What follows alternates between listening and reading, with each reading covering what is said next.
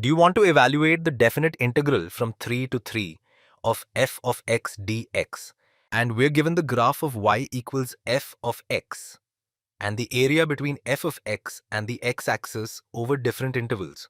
Well, when you look at this, you actually don't even have to look at this graph over here, because in general, if I have the definite integral of any function f of x dx from, let's say, a to the same value, from one value to the same value, this is always going to be equal to 0.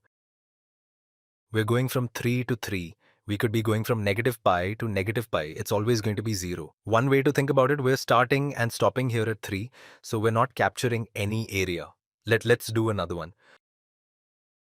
So here we want to find the definite integral from 7 to 4 of f of x dx. So we want to go from 7 to 4. So we want to go from 7 to 4. Now you might be tempted to say, okay, well look, the area between f of x and x is 2. So maybe this thing is 2. But the key realization is this area only applies when you have the lower value as the lower bound and the higher value as the higher bound.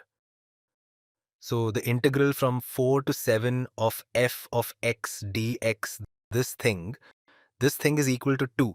This thing is depicting that area right over there.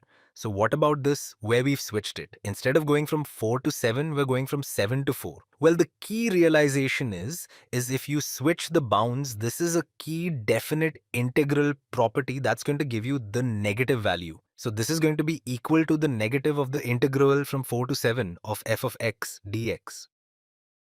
And so this is going to be negative, and we just figured out the integral from 4 to 7 of f of x dx. Well, now that is this area.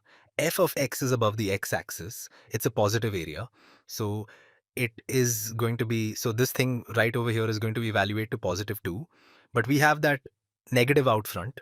So our original expression would evaluate to negative 2.